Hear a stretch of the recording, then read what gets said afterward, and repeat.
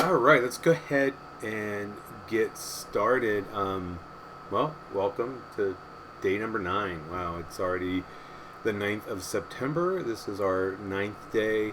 I tweaked the settings for my live stream, so hopefully it will maintain um, its integrity and we won't have as many problems as we were having yesterday. It seemed like things were the internet was a little slow yesterday, so hopefully today.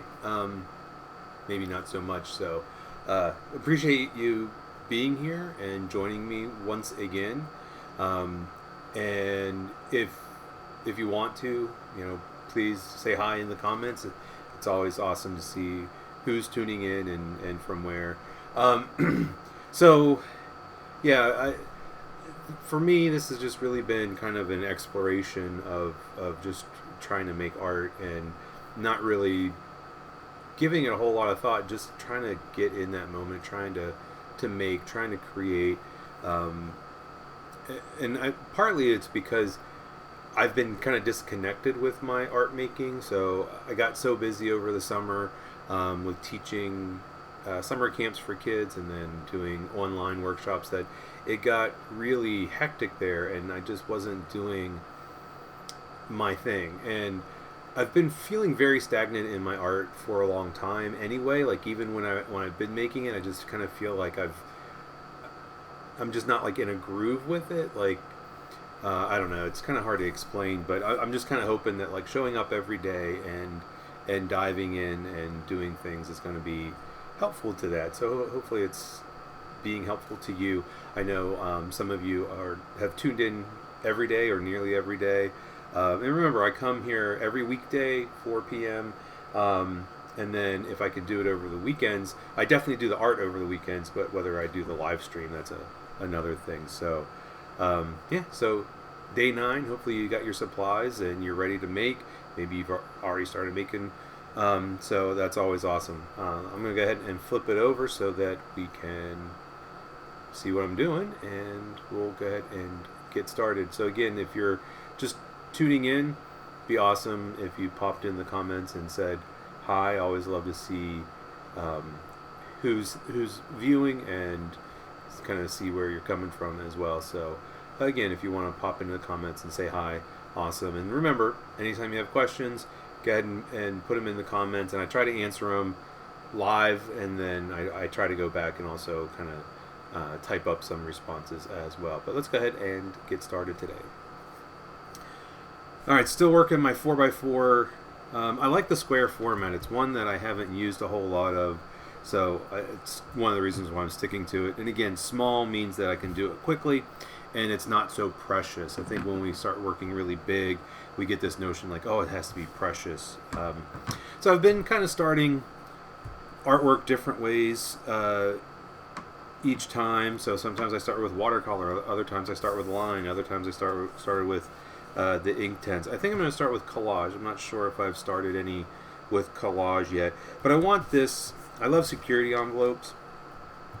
It's something that my buddy David Modler, who introduced me to visual journals more than 20 years ago, introduced me to, and it's just kind of like, oh, there's some like really interesting pattern paper, and so I want to use this security envelope, but I'm only going to cover maybe roughly about half of it. So I'm just going to put it down so that I can trace over top. So I'm just tracing the size of my paper. This is just a good way to cut a piece so that it's big enough. And then if I can see my lines.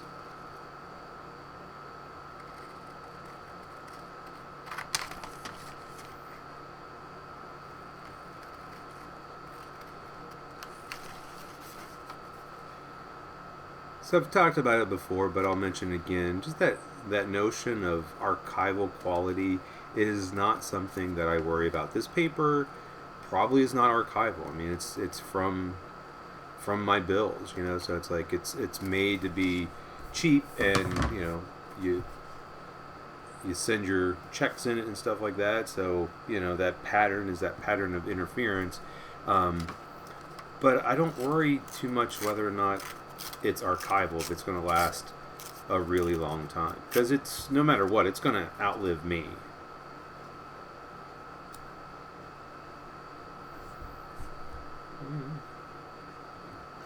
Maybe a little bit more off the top.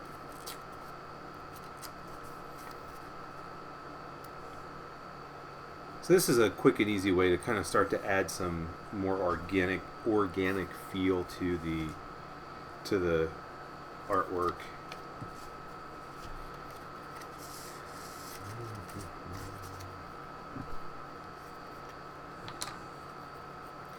So my Uhu glue stick is slowly getting used up, and it's getting a little paler blue. When it's brand new, it's a very dark blue, but I find that over time it kind of dries out a little bit, and the color fades. And so this glue stick does dry totally clear. And then yesterday somebody was mentioning a white one. So the white one is just white. You just can't tell as easily like how much glue you put on, but works just the same.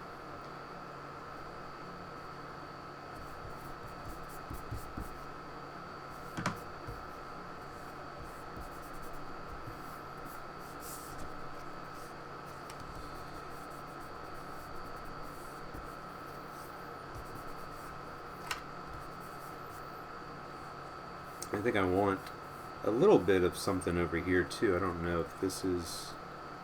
let me use this. I have this kind of strip here.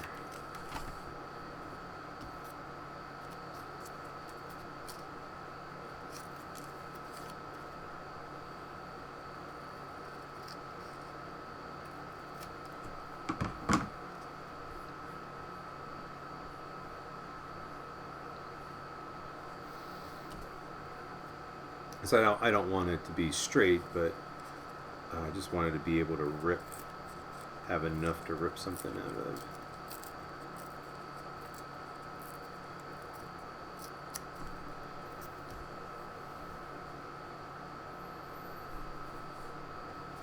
Okay, I like that. It's actually really interesting as I make this, and I may have mentioned this before in one of the earlier live streams, but it's interesting to look at the artwork up on my computer screen and to kind of see it much smaller, especially because of the overhead camera. I can't lean in like too far or my big head will be in the way, so kind of being able to look at this smaller image up on the screen from the video monitors, like I can really see the composition, and I like, there's this nice big white space there. It just creates some interesting positive negative spaces going on. And while I have this up, I'll go ahead and trim this.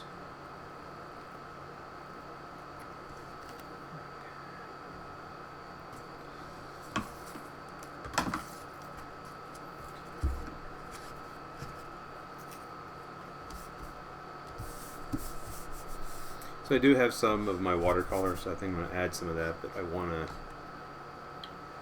make sure it's nice and dry. I just find that it sticks down better if it's nice and dry, so if I hit it with the hair dryer, it dries the glue and it's less likely to peel up.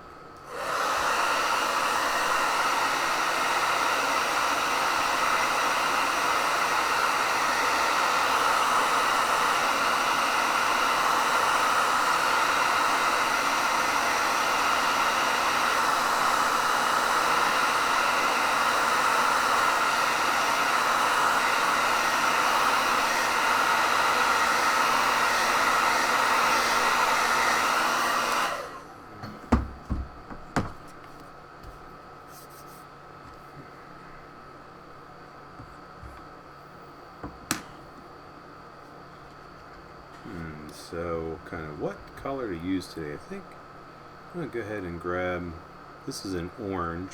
Looks a little bit, might not look so orange in the palette there.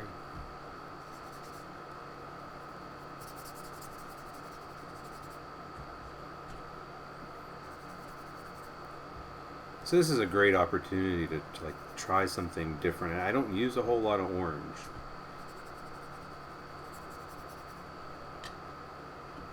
but doing so many, setting out to do 30 individual works of art, just gives me an opportunity to try things that maybe I wouldn't do otherwise. Just kind of gives, I think it goes back to this notion of giving yourself permission. Too often, I think we might have a certain set of materials like, oh well, that's the good stuff. I'll use it when I'm going to make something really awesome. And it's like, well, no, let's give ourselves permission to use it now. Or certain colors, like, oh well, I don't use those colors. Well, why not? Try it now and see what happens.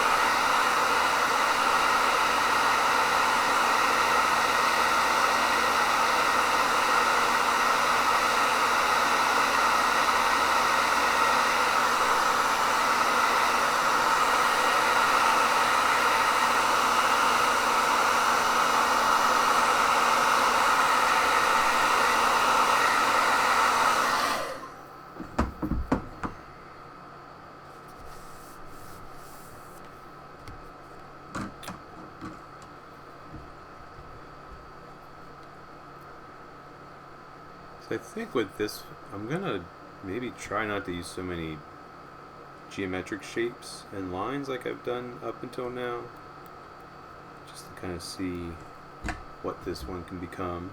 Not saying I'm not going to use any.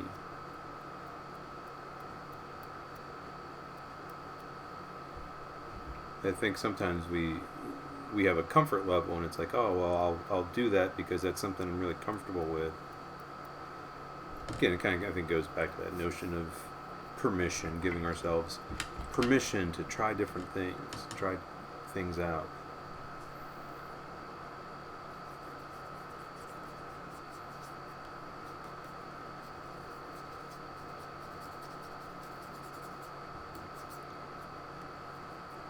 So I splattered on some of the red paint, and then I just go back with a damp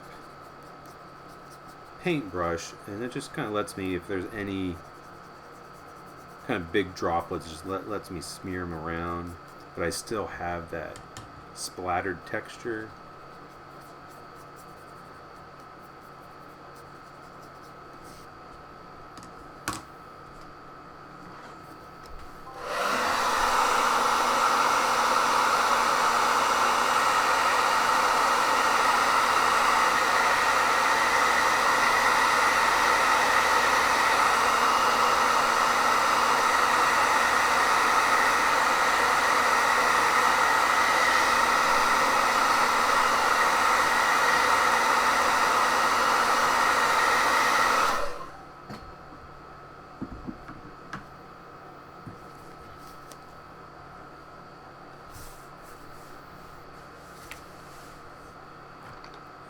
Pull out some of my ink tints.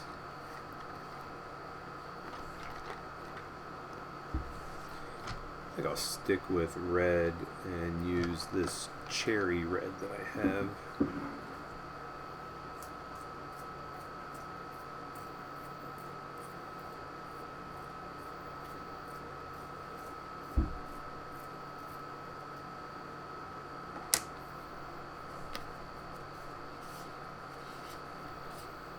So again, I'm trying to avoid a lot of geometric lines and shapes. I'm going to try to keep things a little bit more organic and maybe echo some of these lines. I'm just making sure that I'm pressing hard with the pencil.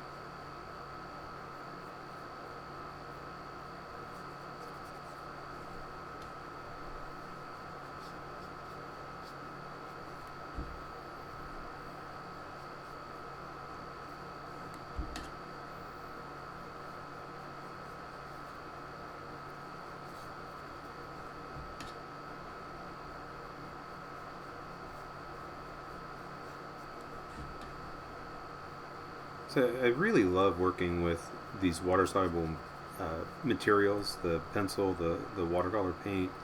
Um, I really like building up the layers. I was just sitting here thinking as I was going over this about how a lot of folks use acrylic paint, and I use acrylic paint too, and use it on canvases and panels. Um, but I still use it more in a transparent way and not like real thick. So, like with acrylic, you a lot of times you're not too concerned about the transparency of things. So, like, if you don't like something, you can end up covering it up, and the acrylic paint is opaque, and so it covers up what you've done. So it's an easy way to kind of like, oh, I messed that part up. I want to fix that.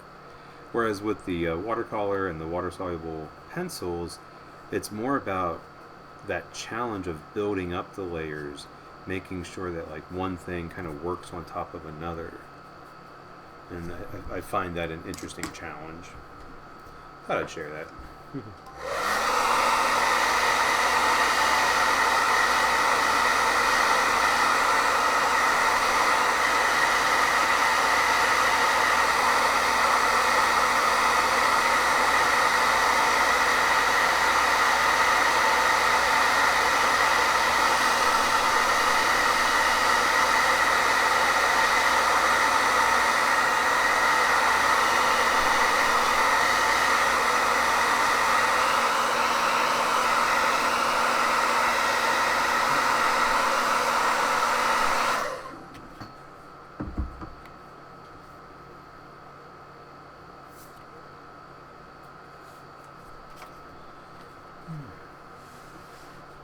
So this was a part of the map that I used, I think, for my first challenge, and I like, number one, it has a lot of white in it, so it's going to bring some nice contrast in. But then I just like the texture of the letters and such. I do want to rip that. I want it to be ripped.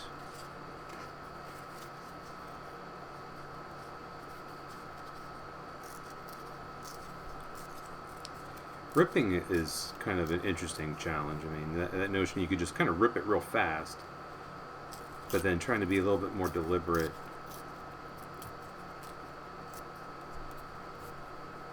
and get something that's a little bit different.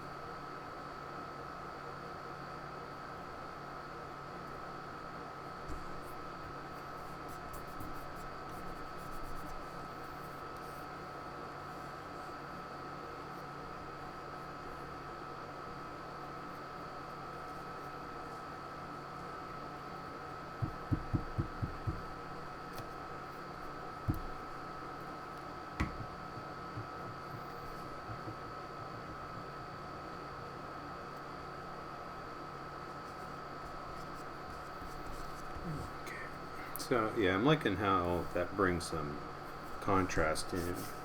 But of course they're too long, so I do need to cut those off.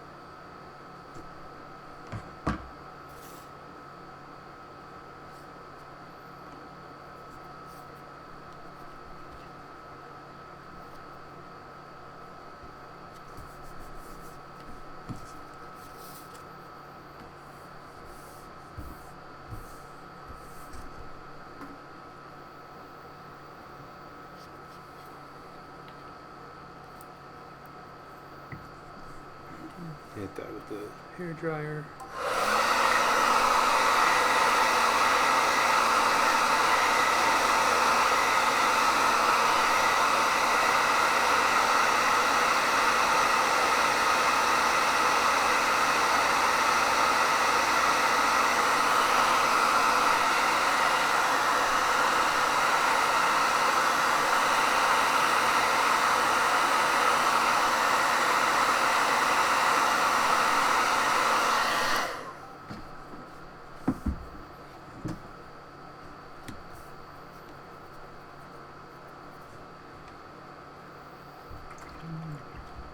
I think I'm going to bring a little bit of yellow, use some of my yellow watercolor.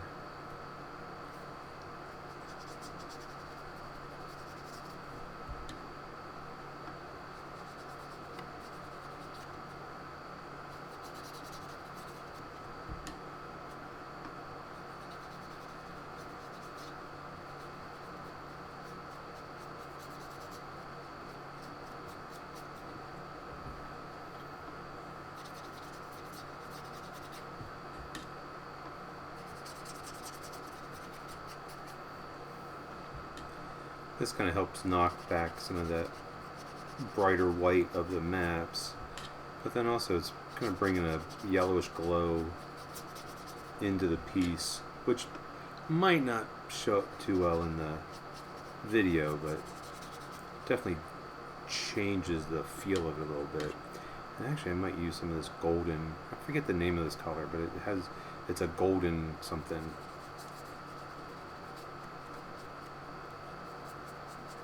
But I like it.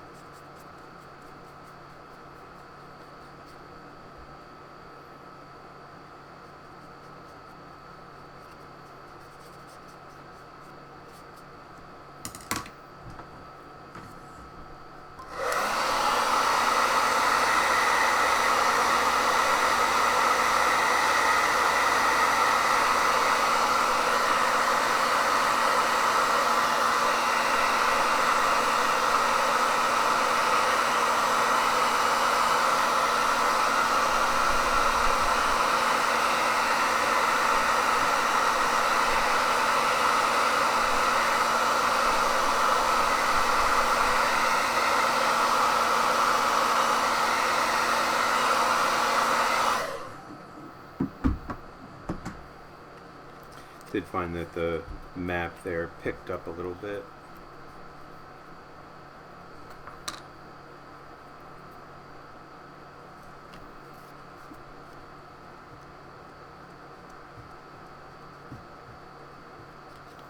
Let's try to put a little bit of glue in there.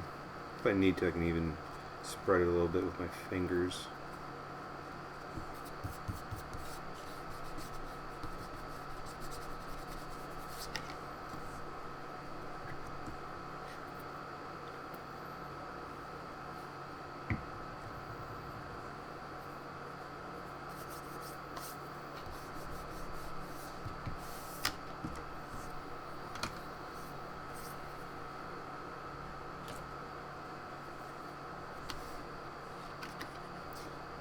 So I want a little bit more contrast in it now, so I pulled out the black pen. Um, my first thought was like, oh, I'll draw some squares in it, but then I thought, well, what if I go in and highlight or kind of use the lines that I have in there as sort of inspiration and kind of bring in these curvy, organic kind of lines.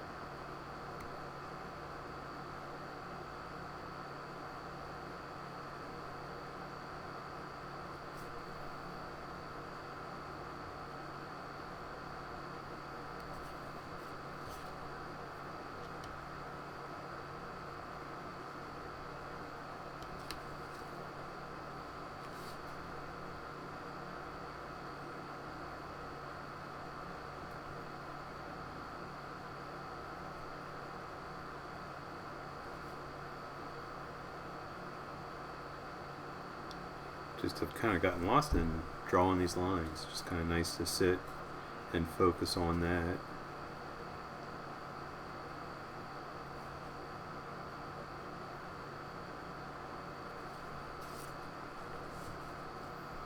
I mean, I've done these types of lines and shapes and such before, but I don't use them as much as the geometric lines and shapes.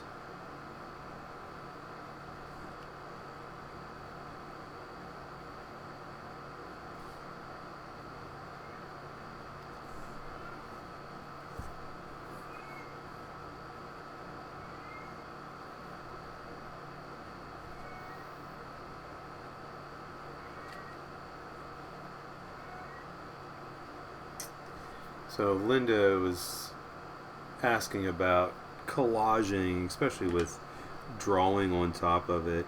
That's one of the reasons I don't use a whole lot of magazine images, just because the paper is very slick and very glossy, and it can be really hard, especially since I like to use watercolor and watercolor pencils. It The watercolor doesn't really go on top of magazine paper that easily. It goes on top of the maps and the security envelopes really well, because those papers are very porous. But as far as like drawing on top of shiny things, it really depends on what you're using. I find that these Faber-Castell Pitt pens draw pretty well on top of magazine. You do have to be careful, because it's shiny, it takes longer for the ink to dry, and it's easier to smudge and smear when you draw on top. there's all kind of different pens out there that would work, and markers. But again, it's just sort of when that paper is so glossy, it's just going to take it longer to dry, and so you have to be careful of that. I mentioned paint markers the other day, and it's the same thing. It's if you draw with a paint marker right on top of the mixed media paper, it dries pretty quickly because the water from the marker just soaks right into the paper. But if you're drawing on top of a shiny surface, whether it's magazine or maybe like a postcard, it just takes longer for it to dry. I mean, it will dry eventually, but that's just something to be careful of. But then, if it smudges and smears, that's kind of part of the process too. Somebody had mentioned about you know having something that didn't work out perfectly when I had to reapply the glue, and it's like things don't always go as you planned or as you envisioned. So having that flexibility to kind of say, you know what, I'm going to change this, or I'm going to make this work. Or a lot of times what we feel is like a huge glaring mistake, and like, that just ruined it, and no one's going to want to look at it. They're going to think it's junk. And then like somebody will look at it, and then for some reason I think we always feel like, oh yeah, I messed up in that one spot. And then, a lot of times people will be like, I didn't even notice that. So I feel like we always have that inner critic. And so of course we know our work so well because we've been working on it and focused on it, and we know where we've messed up. I just find it really interesting that we often want to point that out to people. Like, oh, I messed up there. It's like, well, did you really? Does it work as part of the piece? So I'm going back, just trying to thicken some of these lines. I have a variety of lines. I have some that are thicker, some that are thinner.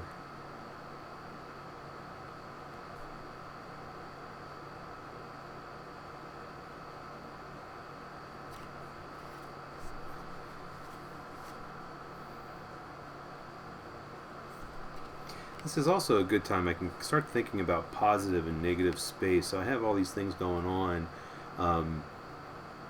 but maybe I want to darken some areas, and I'm going to start to think about what those areas might be. And I can naturally see, like, there's a shape right here that feels like that's a negative space. And so I think if I make a nice bold line, that'll help define the edge. And then I can use either paint or the Inktense pencils and do something to create a darker kind of background negative space. So I'm thinking there, and then over here this seems very natural as well, for this to be more of a negative space.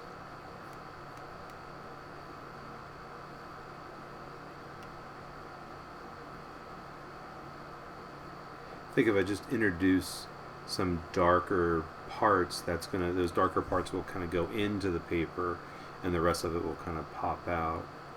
And then I'm thinking over here, I've got a thick line here, so that's definitely going to be kind of one part. And so I think we'll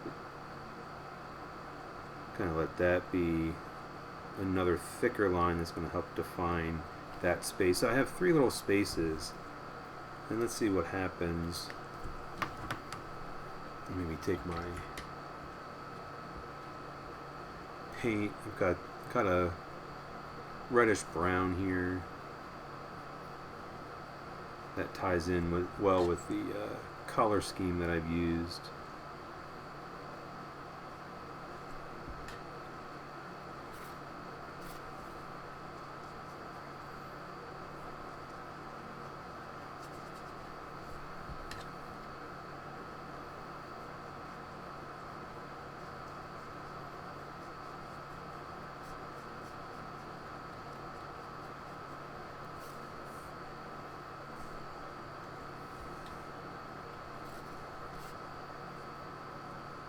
Oops, grabbed the wrong color.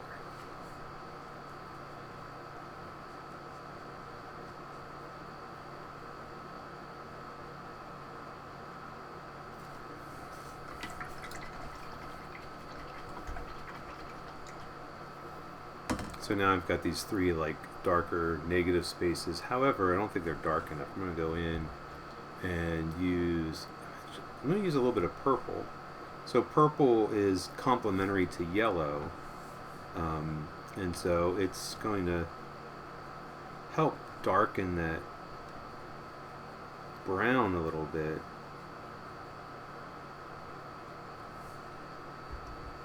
But it's not going to be like as dark as like a black. I usually don't use much black paint. I'll use black ink like with the pens, but I don't use a whole lot of black paint or the water-soluble pencil.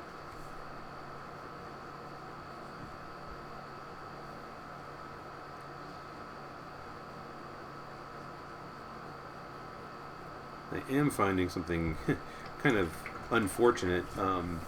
So as I'm painting over top of the security envelope, some of it's starting to peel up. It's called pilling, Pilling. So when the paper actually it starts to break down, and the paper fibers start to kind of, as you paint over it, kind of wrap up and create these little balls of paper. So that happens a lot with like lower quality paper. So I'm not surprised that it happened with the security envelopes.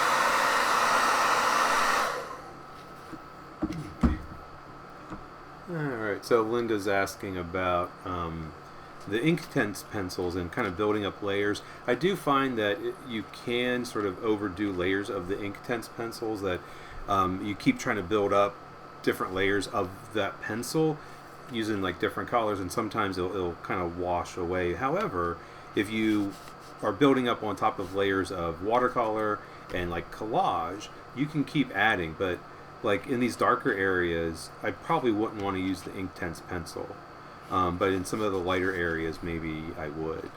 But I think for this one, I'm going to use some of my colored pencil. But yeah, so the Inktense pencils, I think there is sort of, you do kind of reach a limit where if you're layering 5 or 6 or 7 different colors, one on top of another, it can be an issue because you're putting down just so much pigment, and then you're covering up the paper, and there's nothing for the pigment to stick to, and so it can be a bit of a problem trying to build up layers. I have found that, and I found that with a lot of the water-soluble pencils.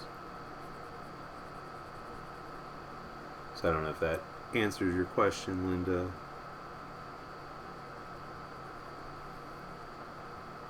But it's just, I think it's a matter of exploring and experimenting, and so it's kind of like, well, how many different layers, how many different colors can I build up with these pencils? And it also depends on the paper.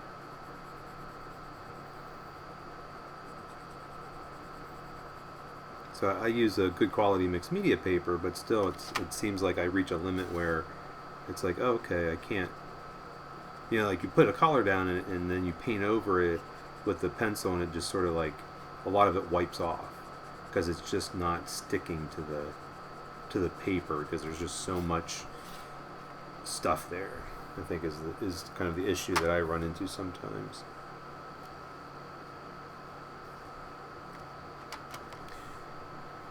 So I'm just using some of my colored pencil I've done this before, but um,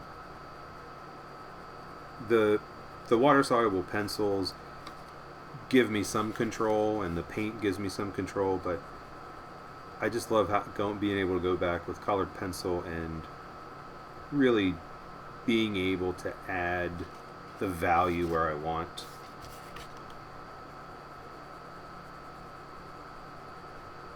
And so just trying to darken up some areas, so I darkened up these negative spaces so they really kind of start to go into the space. They look like they're really kind of deep into the paper, almost like they're carved out. And I'm popping back and forth between different colors. So I use like a dark brown, a dark red. Now I have this royal purple. Again, that purple is a nice contrast to the yellows and the oranges especially.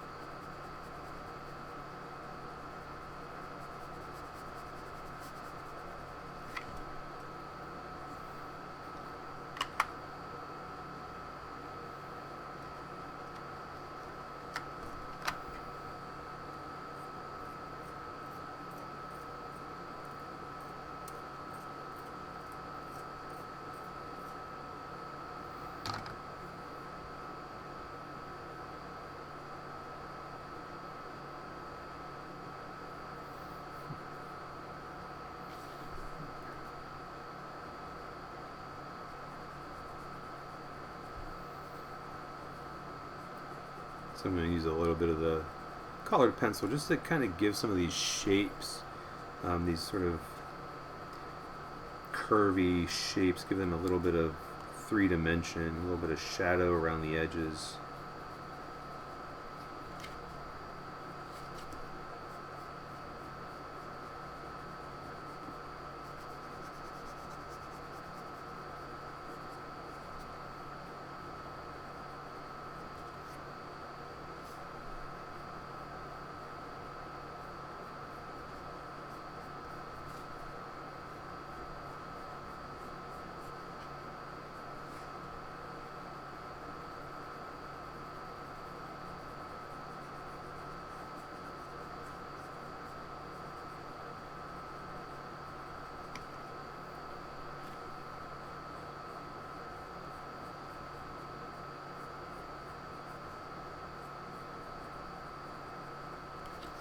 I'm not going to do every single shape, but I think just kind of pulling out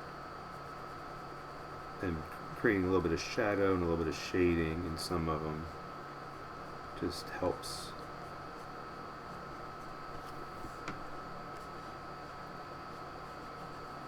And at this stage, this is just a very subtle kind of thing. So, when you first start out, I think a lot of times people really enjoy starting out works of art because things progress very rapidly and you can see the changes, and then coming to a point where you kind of feel like, okay, now I have to finish this off, how do I do that? And so a lot of times it's just sort of like, well, I need to put some like polishing touches on it. I always talk about them as embellishments. Like, okay, they're embellishments, so they're ways to make it even better. So it's not completely changing, so I'm not gluing down a bunch of stuff or putting a ton of paint that's completely changing it. So I really, it's like I look at that and I'm like, I really like the composition. I like the contrast between the yellow and the orange spaces and the dark spaces. I like the flow of the black lines, but I don't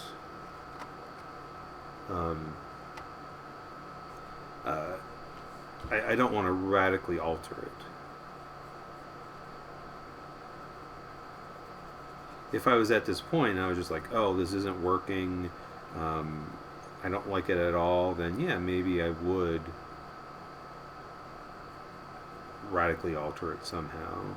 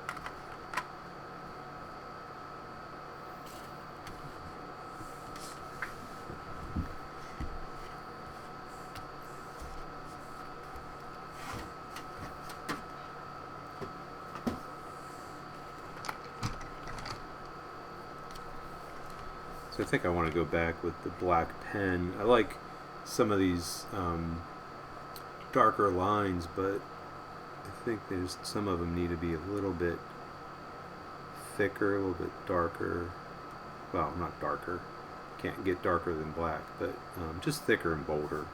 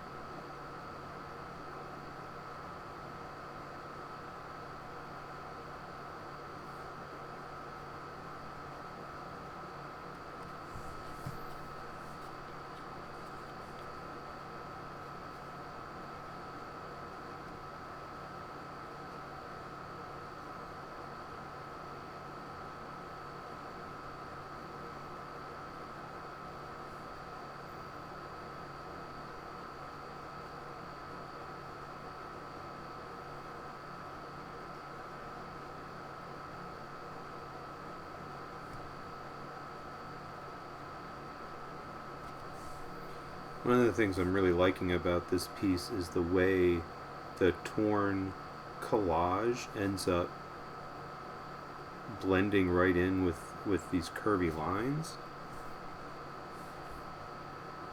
And there's just something about that that I really like.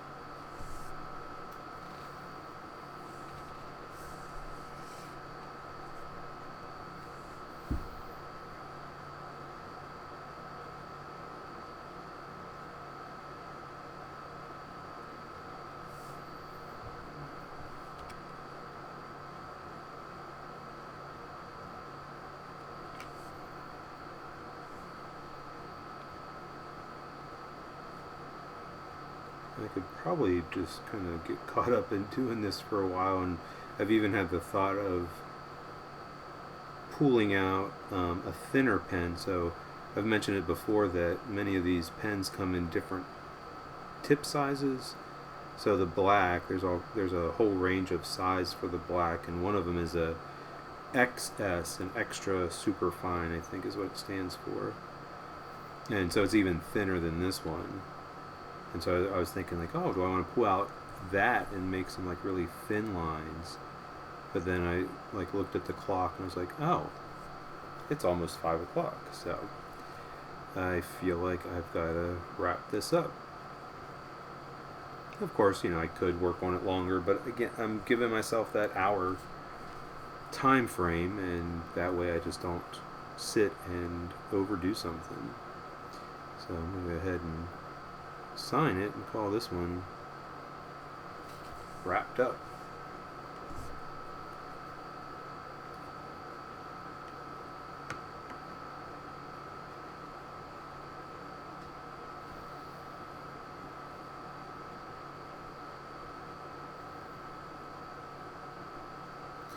So if you've got any questions or any comments, feel free to kind of pop them in.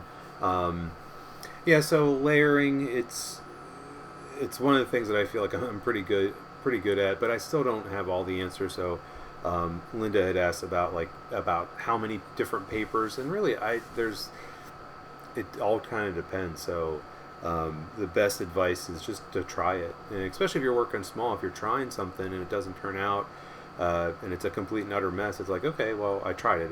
It's an experiment, and that's often kind of what has fueled my work over the last 20 years. Is that I get an idea like, well, how would this work? How would I make this work? Or what would happen if I did this? And so for me, I'm a very curious person, so I've always just sort of experimented and tried things out. And I think sometimes we want to like have like an answer like, oh, that's how many, or that's how you do this thing. And so, for 20 years I've been trying to figure certain things out. Yeah, like if I completely don't know how to do something, I'll watch a video, or I'll take a class on something. But you just never know until you try something. So if you're kind of feeling like, oh, I wonder like what would happen if I did this, try it and see. And if it turns out to be a complete disaster, if you're working small and it's not on a big piece of canvas or panel, then it's like, okay, it's a learning experience. And I think unfortunately a lot of times in art we don't see that. We don't see that a lot of artists actually have tons of things that they've started, tons of work that never gets shown because they're experimenting, exploring, and trying things out. And it goes back to that notion of giving ourselves permission to play, to experiment, to try things, and giving ourselves permission to allow things not to work out, to allow failure. I mean, we have, unfortunately, I think too many of us, a lot of artists just kind of feel like, oh, well, that's gonna, if I fail, if I try something and it doesn't work out, then that's it, I'm a failure, I'm not an artist, because artists always make something and it always looks great. And it's like, well, no, I've got plenty of failures. I've got probably hundreds of pieces of paper that I've started work on and tried different things, and just some of it's years old and just sitting there, and it might be just like, oh, I tried this, okay, didn't work out, no big deal, I can kind of toss it out. So anyway, just kind of looking over the comments and questions. So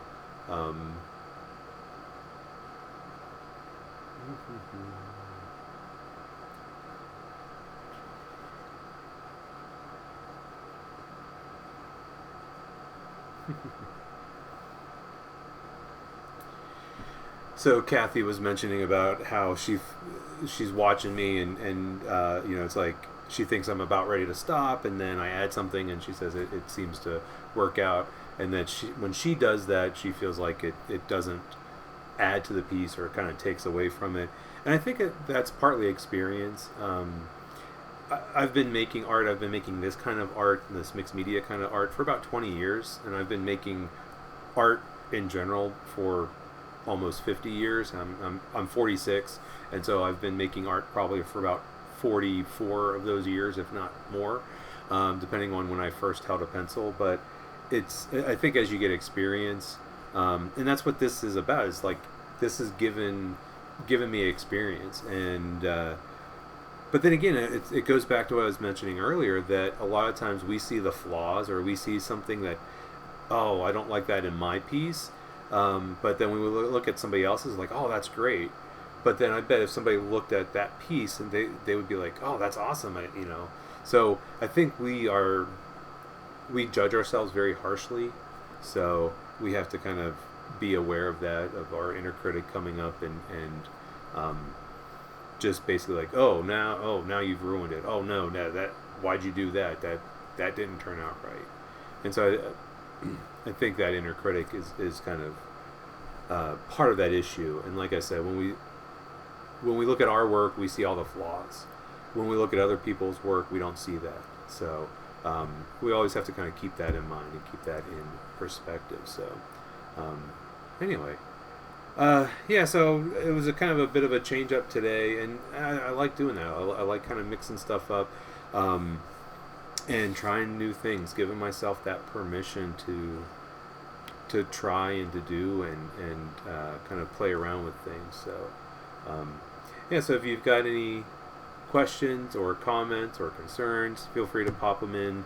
And like I said, even if I've tried to answer your question live on here now, I'll go back later and add some comments of my own. So if you do feel like, hey, I got this question or whatever, ask it, even if it's later today or whenever. I try to go back and look at those and respond. So anyway, thanks so much for joining me once again. Can't believe it's 9 days already. Tomorrow's the 10th, so join me same time, 4 p.m. Eastern Daylight Time.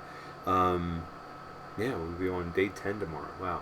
So anyway, thank you so much for being here with me, and I'm just enjoying sharing with you and making some art. So hopefully you've been enjoying making some art, and I will see probably many of you tomorrow. So thank you.